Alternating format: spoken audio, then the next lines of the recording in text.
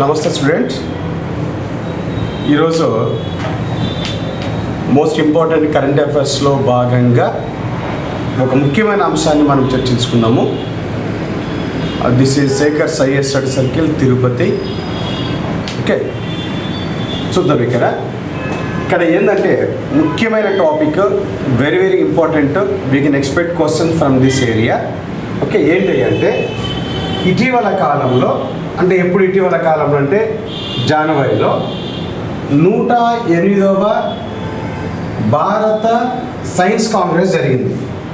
ఇటీవల భారత్లో 108వ 108 Indian science Congress సమావేశాలు జరిగింది, సమిట్ జరిగింది. ఎక్కడ జరిగింది మరి ఇది అంటే నాగపూర్ యూనివర్సిటీలో జరిగింది. ఎక్కడ జరిగింది? నాగపూర్ యూనివర్సిటీలో జరిగింది. నాగపూర్ యూనివర్సిటీలో, ఎక్కడ మన మహారాష్ట్రలో నాగపూర్ యూనివర్సిటీలో జరిగింది. ఎప్పటి నుంచి ఎంతవరకు జరిగిందంటే 3rd జనవరి టు 7th జనవరి మధ్యకాలంలో 108వ ఇండియన్ సైన్స్ కాంగ్రెస్ సమిట్ జరిగింది. ఓకే, అయితే ఇక్కడ మోస్ట్ ఇంపార్టెంట్ అంశం ఏంటయ్యా అంటే దీనిలోనే చెప్తుంది విన్నారా, ఈ యొక్క 108 ఇండియన్ సైన్స్ కాంగ్రెస్ యొక్క థీమ్ ఏంటయ్యా అంటే, ఫోకల్ థీమ్ ఏంటయ్యా అంటే science and technology, sustainable development with women empowerment.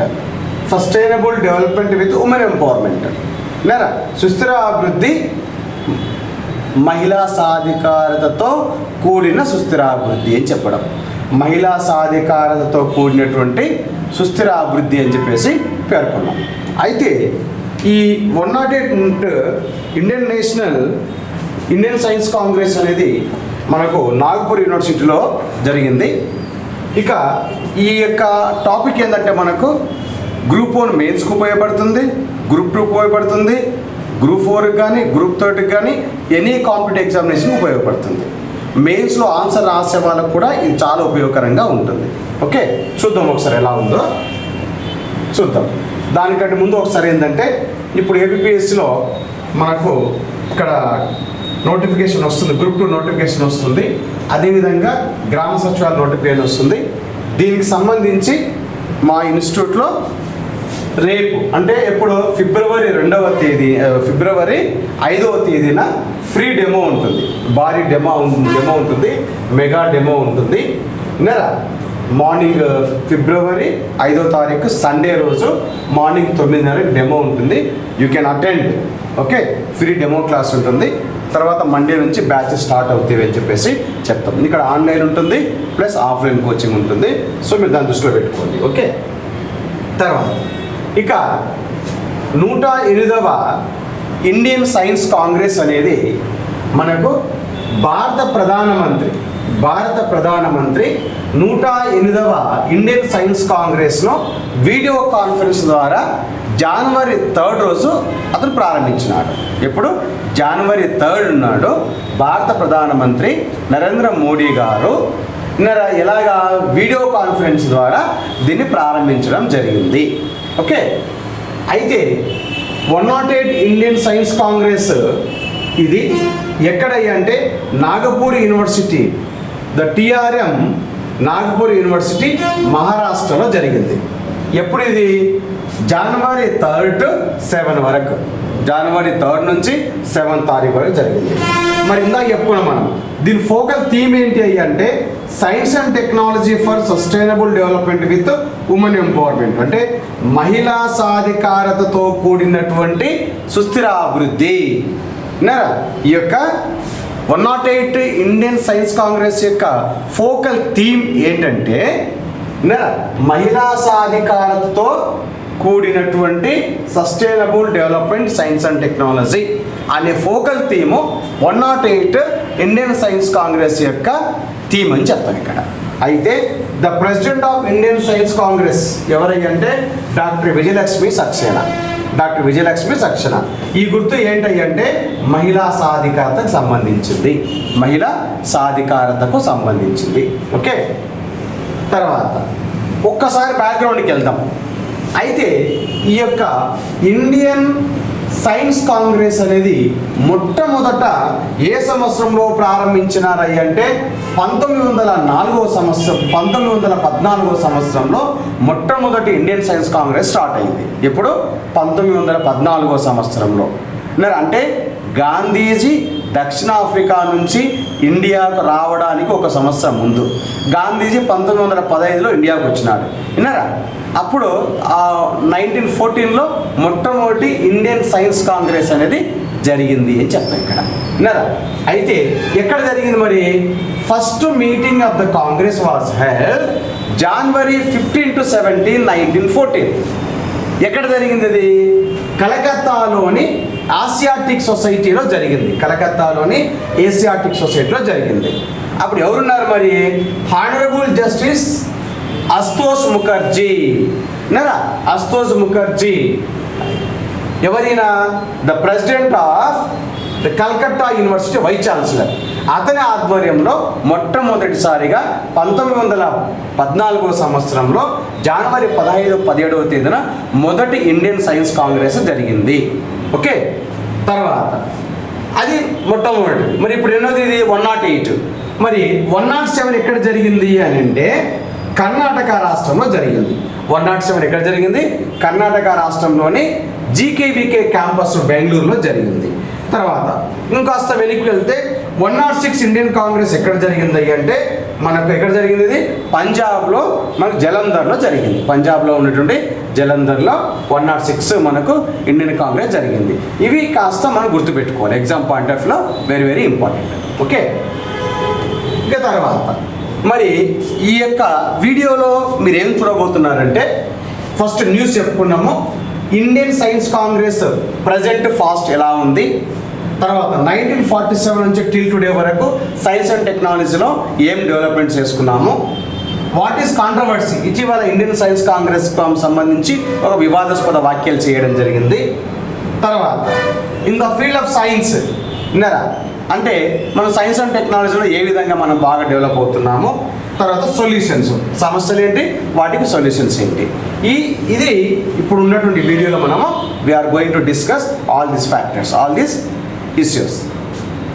తర్వాత చూద్దాం ఇక్కడ. అయితే ఈ యొక్క ఇండియన్ సైన్స్ కాంగ్రెస్ అనేది ఎవరు మేనేజ్ చేస్తారు, ఎవరు కండక్ట్ చేస్తారు అంటే ఇండియన్ సైన్స్ కాంగ్రెస్ అసోసియేషన్ వాళ్ళు దీన్ని కండక్ట్ చేస్తారు. ఎవరు? ఇండియన్ సైన్స్ కాంగ్రెస్ అసోసియేషన్ వాళ్ళు దీన్ని కండక్ట్ చేస్తారు. ఇది ఏ డిపార్ట్మెంట్ కిందకు వస్తుంది అంటే department of science and technology కిందకు వస్తుంది. ఎక్కడ? Department of science and technology కిందకు వస్తుంది. తర్వాత the salaries of the permanent staff Indian science Congress Association are paid by department of science and technology. ఇక్కడ పనిచేసిన వాళ్ళ జీతభత్యాలు కానీ పర్మనెంట్ స్టాఫ్ కానీ మొత్తం ఈ department of science and technology ఇస్తుంది. డబ్బు కావాలి కదా, ఇప్పుడు సైన్స్ కాంగ్రెస్ సమావేశాలు పెట్టాలన్నా ఆ స్టాఫ్కు వాళ్ళు పని చేయాలన్నా డబ్బు కావాల్సింది. ఎవరు ఇస్తారు అంటే డిపార్ట్మెంట్ ఆఫ్ సైన్స్ కొంత హెల్ప్ చేయడం జరుగుతుంది. విన్నారా? అదేవిధంగా ద స్పాన్సర్షిప్ అండ్ ఫీ విన్నారా, ఇది కూడా మనకి ఏంటంటే ఈ యొక్క స్పాన్సర్షిప్ అప్పుడు కానీ ఎగ్జిబిషన్స్ కానీ అలాంటప్పుడు ఇతర అనేక సంస్థలు కూడా ఆర్థిక సహాయాన్ని అందిస్తాయి. ఎందుకంటే మనం ఇండియన్ సైన్స్ కాంగ్రెస్ మనం ఏర్పాటు చేసుకోవాలంటే పెద్ద ఎత్తున ఏర్పాటు చేసుకోవాల్సి ఉంటుంది. అలాంటి వాటికి స్పాన్సర్షిప్ కానీ తర్వాత ఎగ్జిబిషన్ స్థలాలు అద్దెకు తీసుకోవడం కానీ అలాంటి ఇతర ప్రభుత్వ ఆర్థిక సంస్థలు సహాయం చేస్తాయి అని చెప్తారు ఇక్కడ. ఓకే, ఇక తర్వాత అయితే ఈ ఇండియన్ సైన్స్ కాంగ్రెస్ జరుపుకోవడానికి ఆద్యులు ఎవరు? ఇండియాలో ఇండియన్ సైన్స్ కాంగ్రెస్ జరుపుకోవడానికి ఆద్యులు ఎవరయ్యా అంటే ఇద్దరు బ్రిటిష్ సైంటిస్టులు, ప్రధానంగా ఇద్దరు బ్రిటిష్ శాస్త్రవేత్తల యొక్క ప్రోద్బలంతో సహకారంతో మనం ఇండియన్ సైన్స్ కాంగ్రెస్ మనం జరుపుకుంటున్నాము. ఎవరెవరంటే professor JL Simon and professor PS McMahon. వీళ్ళిద్దరు కలిసి భారతదేశంలో ఇండియన్ సైన్స్ కాంగ్రెస్ని ఏర్పాటు చేయాలని చెప్పేసి వీళ్ళిద్దరి యొక్క ప్రోద్బలంతో ఇండియాలో ఇలాంటి సైన్స్ కాంగ్రెస్ సమిట్లు మనం ఏర్పాటు చేసుకుంటున్నాము. ఏంటంటే వాళ్ళ ఉద్దేశం ఏంటంటే బ్రిటిష్ తరహాలో భారతదేశంలో శాస్త్ర సాంకేతిక రంగాల అభివృద్ధిలోకి తీసుకురావాలనే ఉద్దేశంతో ఈ ఇద్దరు ప్రొఫెసర్స్ ఇండియన్ సైన్స్ కాంగ్రెస్ని ఏర్పాటు చేయాలని చెప్పేసి పేర్కొన్నారు. అంటే బ్రిటిష్ అసోసియేషన్ తరహాలో భారతదేశంలో సైన్స్ అండ్ టెక్నాలజీని మనం డెవలప్ చేయాలనే ఉద్దేశంతో ఈ ఇద్దరు ప్రొఫెసర్ల యొక్క కృషి వల్ల మనం సైన్స్ అండ్ టెక్నాలజీకి సంబంధించిన కాంగ్రెస్ సభలను ఏర్పాటు చేసుకుంటున్నాం. విన్నారా? అయితే వీటికి ముఖ్య ఉద్దేశం ఏంటి అంటే to advance promote the cause of science of India. మరి ఇండియన్ సైన్స్ కాంగ్రెస్ ఏర్పాటు చేసుకోవడం ముఖ్య ఉద్దేశం ఏంటంటే భారతదేశంలో సైన్స్ అండ్ టెక్నాలజీని అడ్వాన్స్ దశకు తీసుకెళ్లేందుకు ఒక ఉద్దేశం. 2, to hold annual Congress suitable place in India. భారతదేశంలో అనుకూలమైన ప్రదేశంలో ప్రతి సంవత్సరము ఇండియన్ సైన్స్ కాంగ్రెస్ను ఏర్పాటు చేయాలి. తర్వాత to publish proceedings, journals, transactions of publications. ఇలాంటి సమావేశాలు పెట్టేప్పుడు ఈ సైన్స్ అండ్ టెక్నాలజీకి సంబంధించిన జర్నల్స్ కానివ్వండి, తర్వాత రీసెర్చ్ పేపర్స్ కానివ్వండి, ప్రజెంటేషన్స్ కానివ్వండి, అలాంటి అన్నీ కూడా ఇలాంటి సైన్స్ కాంగ్రెస్ సమిట్లు మనం ప్రజెంట్ చేసుకోవచ్చు. మన దేశం నుంచి కానీ ఇతర దేశాల నుంచి వచ్చిన వారికి కానీ. విన్నారా? ఇది 3వ అంశం. ఇక 4వ అంశం ఏంటంటే to secure and manage funds endowment for the promotion of the science including right disposing selling any portion of the association.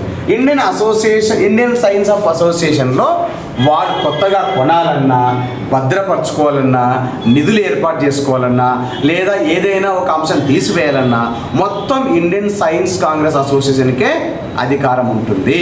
విన్నారా?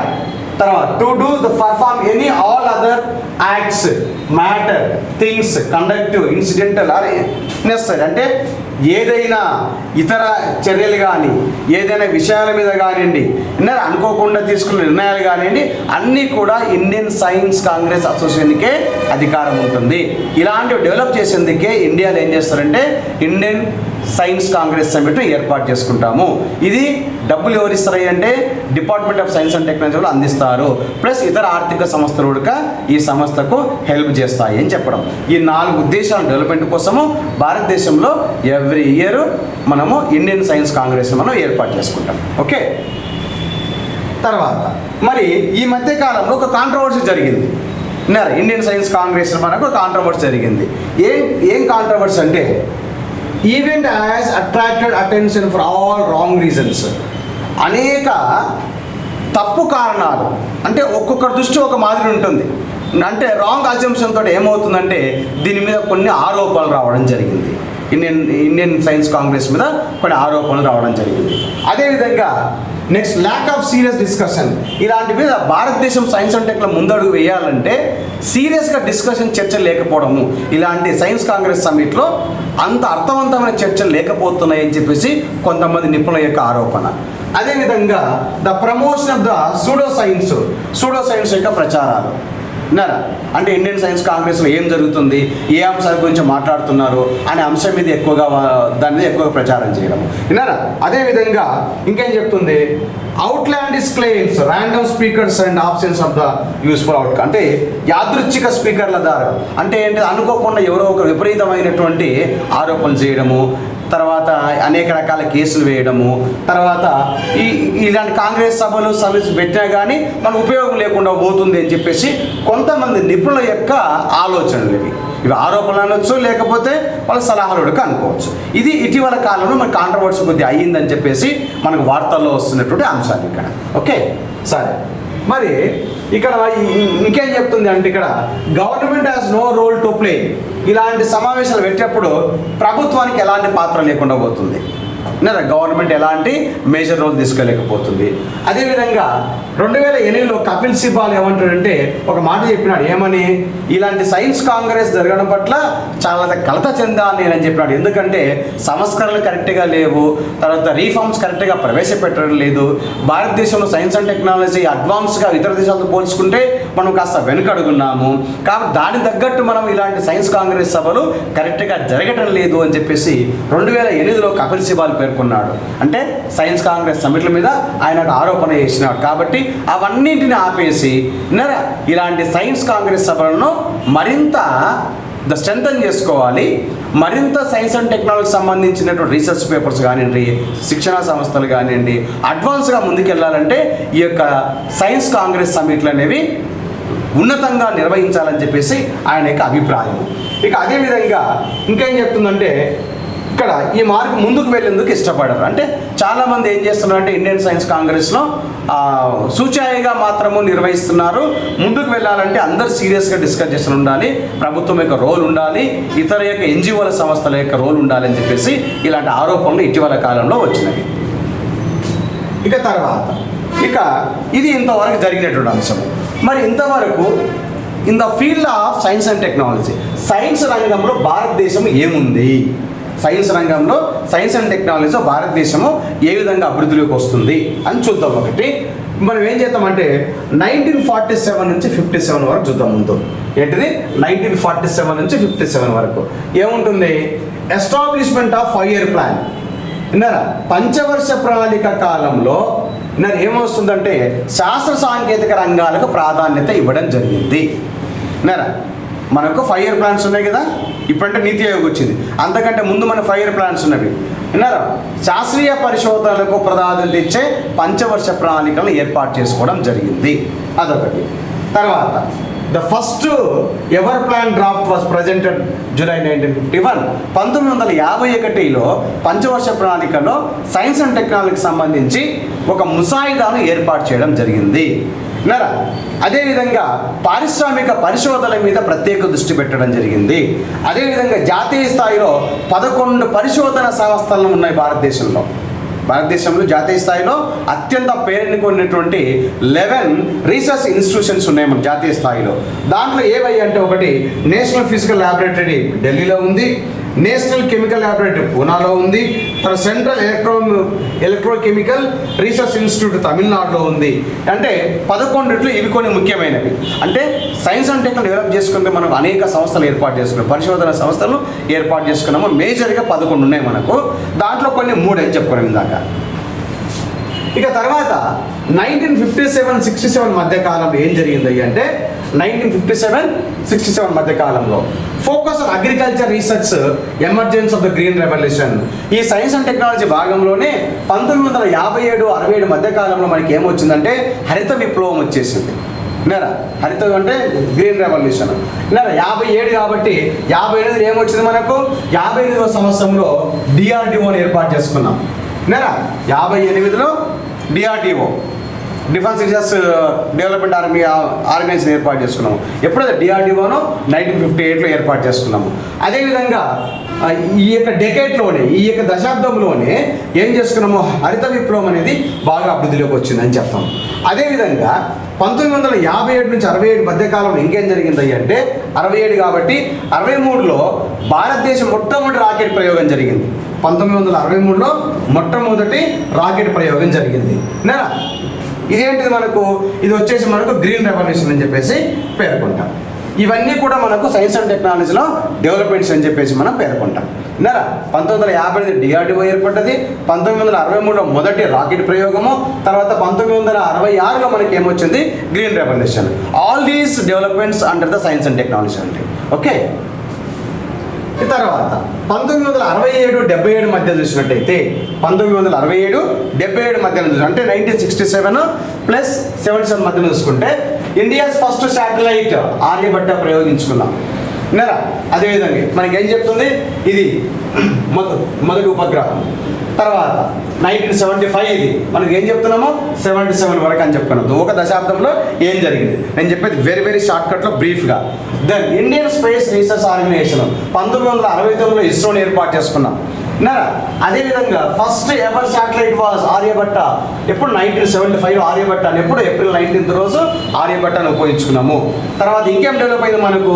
ఎక్స్రే ఆస్ట్రానమీ తీసుకొని డెవలప్ అయింది, ఆరోనమీ, సోలార్ ఫిజిక్స్ కూడా ఈ యొక్క దశాబ్ద కాలంలోనే మనం డెవలప్ చేసుకున్నాం. అంటే 1957 నుంచి 77 మధ్య కాలంలో సైన్స్ అండ్ టెక్నాలజీ ఏం డెవలప్ అయింది అంటే ఎక్స్రే ఆస్ట్రానమీ, తర్వాత 1975లో ఆర్యభట్టను డెవలప్ చేసుకున్నాము, 1969లో ఇస్రోని ఏర్పాటు చేసుకున్నాము. విన్నారా? ఇది ఆర్యభట్టను మనము ఇక్కడ ప్రయోగించడం జరిగింది. తర్వాత ఇంకా నెక్స్ట్ వచ్చేసి 1900 ఇంకేమన్నా ఇక్కడ శ్వేత విప్లవం అంటే వైట్ రెవల్యూషన్. 1970లో మనకు వైట్ రెవల్యూషన్ వచ్చింది. చూడండి ఇక్కడ నెహ్రూ గారు అప్పటి కాలంలో 1970లోనే మనకు వైట్ రెవల్యూషన్ శ్వేత అంటే పాల విప్లవం అని చెప్పేసి మనం ఏర్పాటు చేసుకున్నాము. 75లో మొదటి ఉపగ్రహం ఆర్యభట్ట ప్రయోగం జరిగింది. 1969లో ఇస్రోని ఏర్పాటు చేసుకున్నాము. ఇవన్నీ ఏంటిది మనకు? ఈ యొక్క దశాబ్ద కాలంలో భారతదేశంలో సైన్స్ అండ్ టెక్నాలజీ ఏ విధంగా డెవలప్ అయ్యింది. ఓకే. ఇక తర్వాత 1969లో ఏం చేసినారు? మనం ఇందాక చెప్పుకున్నాం కదా, ఇస్రోని ఏర్పాటు చేసుకున్నాం. మనం ఏం చేసుకున్నాము? ఇస్రోని ఏర్పాటు చేసుకున్నాం. ఏంటది? భారత అంతరిక్ష పరిశోధనా సంస్థలు ఏర్పాటు చేసుకున్నాం. అప్పుడు ఉన్నటువంటి మేజర్ సైంటిస్టులు విన్నారా. ఇక తర్వాత వచ్చేసి 1977 మరియు 87 మధ్య కాలంలో ఈ 10 సంవత్సరాల్లో ఏం డెవలప్ అయ్యింది అంటే భారతదేశంలో విన్నారా మనం అగ్ని ఇండియా మిసైల్ ఉపయోగించుకున్నాం. అగ్ని మిసైల్ను మనము డెవలప్ చేసుకున్నాము. తర్వాత 1980 దశకంలో మిసైల్ సిస్టమ్ని డెవలప్ చేసుకున్నాం. 1980లో మిసైల్ సిస్టమ్. అదేవిధంగా 1980లో reentry manoeuvring range control then guidance 2 stage propulsion of stage separation అంటే రీఎంట్రీ కానివ్వండి, నియంత్రణ కంట్రోలింగ్ సిస్టమ్ కానివ్వండి, 2 ఫేసెస్ ప్రొపల్షన్ ఇవి స్టేజ్ వైజ్ ఉంటుంది మనకు. ఇవన్నీ కూడా 1980 దశకంలోనే మనము సైన్స్ అండ్ టెక్నాలజీలో డెవలప్ చేసుకున్నాము. వెరీ బ్రీఫ్గా చెప్తున్నాయి ఇక్కడ. ఇక తర్వాత 1987-97 మధ్య ఈ 10 సంవత్సరాల్లో ఏం జరిగిందంటే డిఎన్ఏ ఫింగర్ ప్రింట్ డెవలప్ చేసుకున్నాం మనం. 1997 వరకు. ఎప్పుడది 1987 నుంచి అంటే 1987 నుంచి 1997 మధ్య కాలంలో ఏం జరిగింది భారతదేశంలో అంటే ఒక డిఎన్ఏ ఫింగర్ ప్రింటింగ్ మనం డెవలప్ చేసుకున్నాము. 1988లో the council scientific industrial research centre ఏర్పాటు చేసుకున్నాము. అది ఏం చెప్తుంది, ఇదేం చెప్తుంది మనకు. అదేవిధంగా making India third country develop its own DNA finger printing programme. భారతదేశంలోనే మనం ఓన్గా డిఎన్ఏ డిఎన్ఏ ఫింగర్ ప్రింటర్ ఏర్పాటు చేసుకున్నాం. ఇది భారతదేశం ఏంటిది third country develop the DNA finger ప్రింట్లో మనము ప్రపంచంలో 3వ దేశంగా మనమే దాన్ని డెవలప్ చేసుకున్నాము.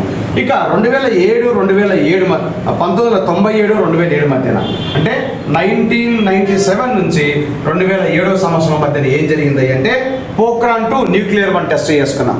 ఎవరు అటల్ బిహారీ వాజ్పేయి ఉన్నప్పుడు.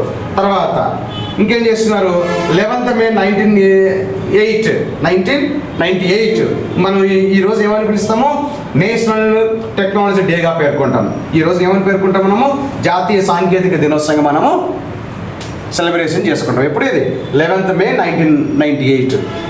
మనకి దశకంలో మేజర్ డెవలప్మెంట్ అంటే మన న్యూక్లియర్ పోఖ్రాన్ 2 మనం టెస్ట్ చేసుకున్నాము. అదేవిధంగా మనం May 11th రోజు 1998 అదే రోజున మనం ఏం చేస్తామంటే జాతీయ సాంకేతిక దినోత్సవాన్ని మనము జరుపుకుంటాం.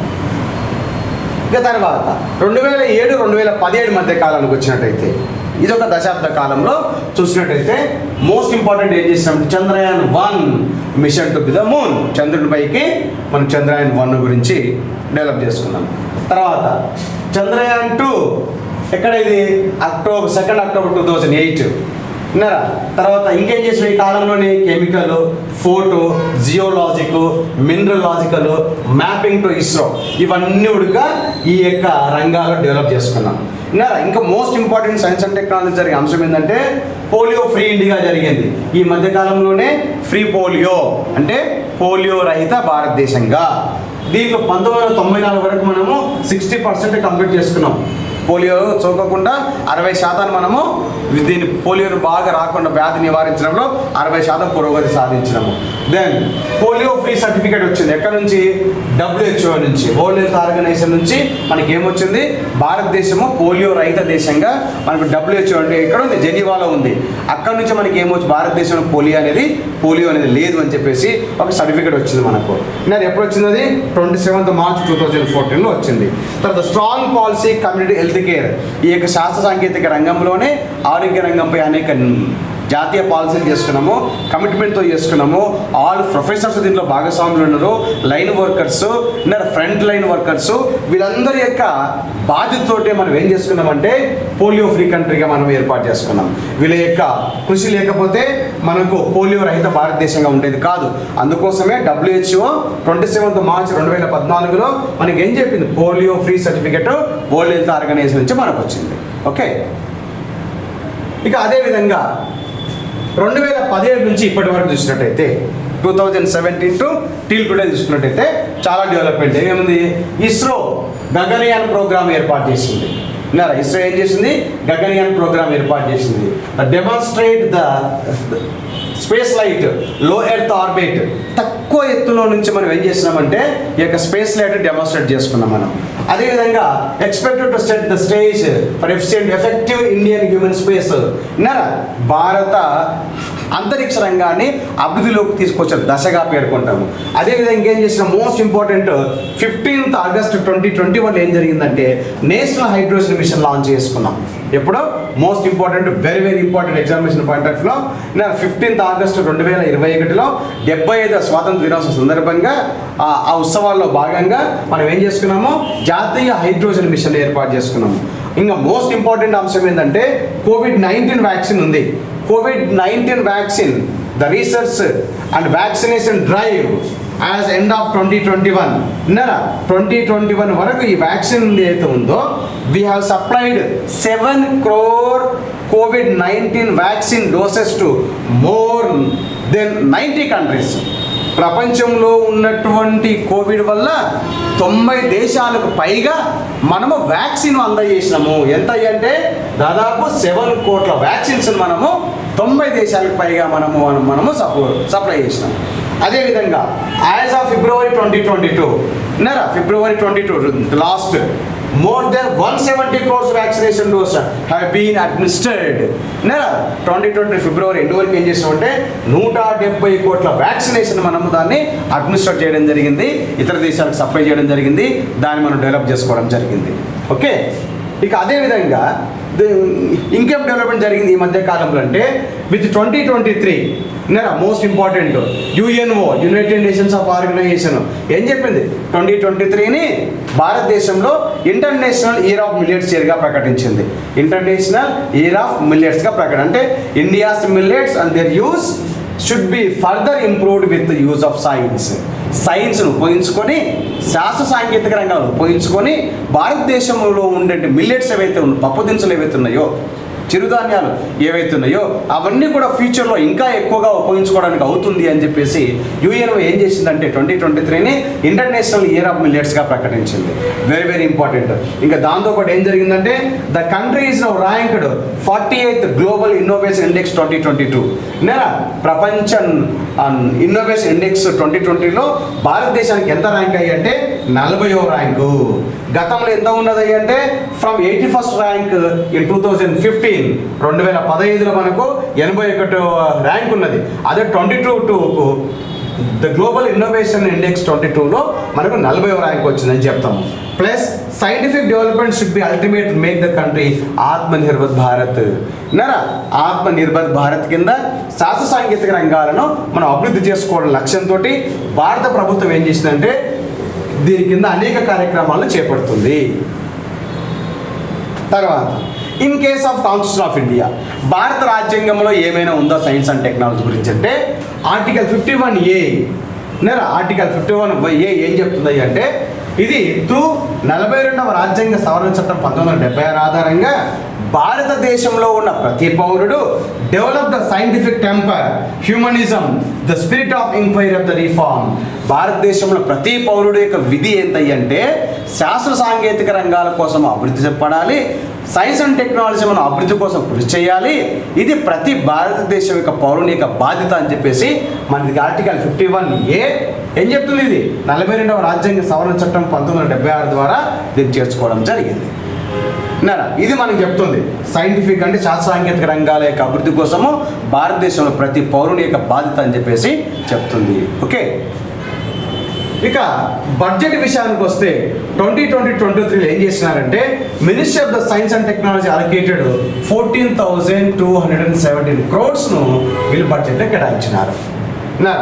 Overall 3.89% decrease from 2021-22. 2021-22 బడ్జెట్తో పోల్చుకుంటే మనకి ఇంకా సైన్స్ అండ్ టెక్నాలజీకి సంబంధించి 3.8% దీనికి తగ్గించినారని చెప్పొచ్చు బడ్జెట్లో. కాబట్టి ఏం చేయాలా, బడ్జెట్లో ఉడక నిధుల అలొకేషన్స్ అనేది పెంచాలని చెప్పడం ఇక్కడ. ఓకే, అదేవిధంగా ఇక ఈ యొక్క 108 ఇండియన్ సైన్స్ కాంగ్రెస్ సమిట్ జరిగింది కదా నాగపూర్లో, అక్కడ ఏం చేసినారంటే భారతదేశంలో ఉన్నటువంటి శాస్త్రవేత్తలకు కొన్ని అవార్డ్స్ ఇవ్వడం జరిగింది. ఇక్కడ క్వశ్చన్ ఎక్స్పెక్ట్ చేస్తాము. Ashutosh Mukherjee memorial award professor Ajay కుమార్కి వచ్చింది. Doctor CV Raman British centenary award professor SR నిరంజన్కి వచ్చింది. N Bose birth centenary award professor Subhash Chandra Parija. SK Mitra birth centenary award Ranjan Kumar Nanda. HJ Bhabha memorial award the Kaushal Prasad Mishra, DS Kothari memorial award the Shyamal Roy. వీళ్ళందరూ శాస్త్రవేత్తలండి. ఇండియాలో ఉన్నటువంటి మోస్ట్ ఫేమస్ సైంటిస్ట్ల యొక్క పేర్ల మీద మనం సైన్స్ అండ్ టెక్నాలజీల డెవలప్మెంట్లో అభివృద్ధి చేసిన వారికి ఈ యొక్క అవార్డ్స్ ఇవ్వడం జరుగుతుంది. అదేవిధంగా నేమ్స్ అదర్ అవార్డు విన్నర్స్ ఏముంది, doctor RC Mehrotra memorial life time achievement award UC బెనర్జీకి వచ్చింది. ఏ university? Amrita university Mohali. The professor SS Katiyan endowment lecturer award ఎక్కడ? Kasturi and Girish, Tumkur university and Karnataka. The professor Archana Sharma memorial award వచ్చేసి ద రాజీవ్ ప్రతాప్ సింగ్ ఎక్కడ? వారణాసి. తర్వాత జీకే మానా మెమోరియల్ అవార్డు వచ్చేసి ఎవరికి వచ్చింది? ఇక్కడ మనకు వచ్చేసి ఐసిఆర్ కోలకత్తా బసంత్ కుమార్ దాస్కి వచ్చింది. ఇవన్నీ ఏంటయ్యా అంటే ఈ యొక్క సైన్స్ అండ్ టెక్నాలజీ సమావేశాలు సమిట్ జరుగుతున్నప్పుడు వివిధ శాస్త్రవేత్తలకు ఇచ్చే అవార్డులు అని చెప్తాం. ఇవి జాగ్రత్తగా మనం చూడాలి. దీని మీద క్వశ్చన్స్ రావడానికి వెరీ మోస్ట్ ఇంపార్టెంట్ ఏరియా. ఏ ఫీల్డ్లో ఎవరికి ఎక్కడ అవార్డు వచ్చిందని చెప్పేసి అడగడానికి ఎక్కువ ఆస్కారం ఉంటుంది ఇక్కడ. కాబట్టి ఏ వ్యక్తికి ఏ అవార్డు వచ్చింది, on the occasion of the 108 Indian science congress సమిట్లో ఏ అవార్డు ఎవరికి వచ్చింది అని అడుగుతాడు ఇక్కడ. ఓకే, ఇవి మేజర్ డెవలప్మెంట్స్. ఇక తర్వాత వచ్చేసి మరి ఇందాక చెప్పుకున్నాం కదా, ఈ ఇండియన్ సైన్స్ కాంగ్రెస్ జరపడం అనేక ఆరోపణలు వచ్చినాయని చెప్పేసి. మరి సమస్యలు ఏమున్నాయి ఇక్కడ, ఎందుకు ఆరోపణలు వచ్చినాయి అంటే most of the credible scientist now avoid the event. ఈ ఈవెంట్ జరుగుతున్నప్పుడు అత్యంత ప్రాబల్యము ఫేమస్ అయినటువంటి శాస్త్రవేత్తలు మనము అవాయిడ్ చేస్తున్నాం అని చెప్పేసి ఒక ఆరోపణ. Then the leading scientist institutions laboratories only have the taken presence. ఇలాంటి సమావేశాలు జరుగుతున్నప్పుడు కేవలం కొన్ని సంస్థలు మాత్రం దీంట్లో పాల్గొంటున్నవి. విన్నారా? పెద్ద పెద్ద సంస్థలు అనేవి ఈ యొక్క సమిట్లో పాల్గొనడం లేదు. Then most attendance from colleges and universities with limited scientific credential. ఎలాంటి శాస్త్ర సాంకేతిక రంగాల్లో అభివృద్ధి అయిన సైంటిస్టులు కాకుండా, డెవలప్మెంట్స్ లేకుండా ఎక్కువగా కాలేజీల నుంచి కానీ యూనివర్సిటీల నుంచి మాత్రమే అటెండెన్స్ ఎక్కువగా ఉంది. అంటే we are not invited the major scientist part. Then the papers and presented are talks delivered hardly reflect the least advanced science and technology. అంటే ఈ సమావేశాల్లో సైన్స్ అండ్ టెక్నాలజీ సంబంధించిన కొన్ని అంశాలు మాత్రమే, వాటికి సంబంధించినటువంటి రీసెర్చ్ పేపర్స్ కానివ్వండి, అడ్వాన్స్మెంట్ అచీవ్మెంట్స్ ఓన్లీ ఇక్కడ ఎగ్జిబిట్ చేస్తున్నాము. అసలైనటువంటి అడ్వాన్స్మెంట్ సైన్స్ అండ్ టెక్నాలజీ ఇక్కడ రావట్లేదు అని చెప్పేసి ఒక వాదన. ఇక తర్వాత మరి సొల్యూషన్ ఏంటి దీనికి? మరి what is the way forward అంటే develop alternate forum where top Indian global scientist could be invited talk about the latest development. ఏం చెప్తుందంటే ఇటీవల ప్రపంచవ్యాప్తంగా అభివృద్ధిలోకి వచ్చిన శాస్త్ర సాంకేతిక రంగాలు ఏవైతున్నాయో ఆయా దేశాల యొక్క ఫేమస్ సైంటిస్టులు మీరు ఇన్వైట్ చేయండి, వాళ్ళ నుంచి మనం నేర్చుకుందాము. అదేవిధంగా భారతదేశంలో ఉన్నటువంటి అత్యంత పేరు పొందిన సైంటిస్టులకు మీరు అక్కడ వాళ్ళ పాత్రకు వాళ్ళకు విలువ ఇవ్వాలి, వాళ్ళను కూడా ఇన్వైట్ చేయాలని చెప్పేసి దానికి ఒక ఫోరం ఏర్పాటు చేయండి అని చెప్తుంది. అదేవిధంగా కాంపిటీషన్ అవేర్నెస్, పోటీతత్వాన్ని పెంచండి, ప్లస్ అవగాహన పెంచండి. ఇండియన్ సైన్స్ కాంగ్రెస్ జరుగుతుందని చెప్పేసి ఎవరికీ తెలియదు, దానికి అవగాహన పెంచండి. అదేవిధంగా ఇన్వెస్ట్మెంట్ అండ్ రీసెర్చ్, పెట్టుబడులు పెట్టాలా అంటే బడ్జెట్లో ఎంతో చూసుకున్నాము, గత బడ్జెట్తో పోల్చుకుంటే తక్కువ అని చెప్పుకున్నాము. తర్వాత ఇంకేం చేయాలి ఇక్కడ? పెట్టుబడులు పెట్టండి. తర్వాత పరిశోధనకు ఎక్కువగా యువ సైంటిస్టులకు మీరు ఎక్కువగా ప్రాధాన్యత ఇవ్వండి. ప్లస్ ఇవి మనం ఇందాక 108 ఇండియన్ సైన్స్ కాంగ్రెస్ జరిగినటువంటి అంశాలు, లోపాలు, సమస్యలు ఎలా డెవలప్ అయిందని చెప్పేసి. ఇక మోస్ట్ ఇంపార్టెంట్ ఏంటంటే మనం ఇందాక ఎప్పుడే 108, next 109 Indian science congress next year జరగబోయే Indian science congress 109 Indian science congress to be held Bundelkhand university next year January 2024. ఇదైతే ఈ ఇయర్లో జరిగింది 108. నెక్స్ట్ ఇయర్ జనవరి 2024లో బుందేల్ఖండ్ యూనివర్సిటీలో ఇండియన్ సైన్స్ కాంగ్రెస్ జరుగుతుంది. ఓకే, తర్వాత ఆల్రెడీ మీకు చెప్పాను ఇక్కడ నేను. నెక్స్ట్ సండే మాకు ఏపీఎస్సీ గ్రూప్ 2 గ్రామ సచివాలయం మీద భారీ డెమో ఉంటుంది. Don't miss it. You will get tremendous knowledge how to prepare the competitive examination, how to prepare the group 2 examination. గ్రామ సచివాలయం ఎలా చదవాలి, గ్రూప్ 2కి ఎలా చదవాలి అనేది వెరీ ఇన్ఫర్మేటివ్గా ఉంటుంది. ఓకే, తప్పకుండా అటెండ్ కానీ. ఎప్పుడంటే సండే రోజు విన్నారా, సండే రోజు మామూలుగా ఎప్పుడు ఉంటుంది, సండే రోజు ఫిబ్రవరి 5వ తారీఖు సండే రోజు 9:30 స్టార్ట్ అవుతుంది. You can attend. ఓకే, ఈ యొక్క డెమోకు మీరు అటెండ్ కాండి. You will get tremendous knowledge. Okay, how to prepare group 2 అనేది ఎక్సలెంట్ ఉంటుంది. ఈజీగా మనం జాబ్ తెచ్చుకోవాలంటే ఏ విధంగా ప్రిపరేషన్ స్టార్ట్ చేయాలా అనే అంశం మీద డెమో ఉంటుంది. ఓకే, తర్వాత నెక్స్ట్ ఏంటంటే మరి ఈ యొక్క 108 ఇండియన్ సైన్స్ కాంగ్రెస్ సమావేశం జరిగింది కదా, దీని మీద మనం ఎలాంటి క్వశ్చన్స్ ఎక్స్పెక్ట్ చేయొచ్చు, మనము ఎక్స్పెక్ట్ చేయొచ్చు అంటే 2 క్వశ్చన్స్ మాత్రం ఖచ్చితంగా మనం ఎక్స్పెక్ట్ చేయొచ్చు. ఏవేవి అంటే ఒకటి చూడండి, examine the following statements about 108 Indian science Congress. ఇటీవల జరిగినటువంటి 108వ భారత సైన్స్ సమ్మిట్కి సంబంధించిన వాక్యాలలో ఏవి సరైనవి చూడండి. ఇక్కడ 108 సైన్స్ కాంగ్రెస్ వాజ్ హెల్డ్ నాగపూర్లో జరిగింది. Theme of the science Congress, the science and technology sustainable development with women empowerment. మహిళా సాధికారతో కూడినటువంటి సుస్థిర అభివృద్ధి సాధించాలా. 107 Indian science Congress was held Punjab. Professor RC Mehrotra memorial life time achievement got doctor you see Banerjee. దీంట్లో ఆన్సర్ ఏది మీరు చూడండి. ఆన్సర్ ఏది? తర్వాత 2వ క్వశ్చన్ చూడండి, which of the following statements are incorrect. కింద పేర్కొన్న స్టేట్మెంట్లో ఏది తప్పు ఉంది?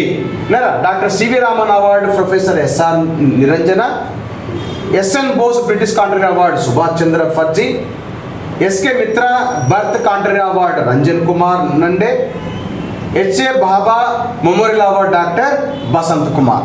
దీనికి సంబంధించిన ఆన్సర్ ఏదో చూడండి. మీరు చూసి ఈ కరెక్ట్ ఆన్సర్ చూసి కింద కామెంట్ పెట్టండి. కరెక్ట్ కాదో నేను చెప్పేస్తాను. కింద మీరు ఈ రెండింటికి ఆన్సర్లు పెట్టండి. చూసిన తర్వాత కరెక్ట్ ఆన్సర్ ఏదో నేను చెప్పేస్తాను మీకు. ఓకే, సో మీకు ఈ వీడియో నచ్చినట్టయితే లైక్ చేయండి, అదేవిధంగా సబ్స్క్రైబ్ చేసుకోండి, మీ మిత్రులకు షేర్ చేయండి. సబ్స్క్రైబ్ చేయడం మరొకండి ఫ్రెండ్స్. మీరు చేసిన వెంబడే you will get tremendous information, మంచి కరెంట్ అఫైర్స్ న్యూస్. కంపల్సరీ ప్రతి వీడియోలో ఒక క్వశ్చన్ కంపల్సరీ ఉంటుంది కాబట్టి don't miss, better to subscribe. Okay, thank you అమ్మా, thank you very much, thank you.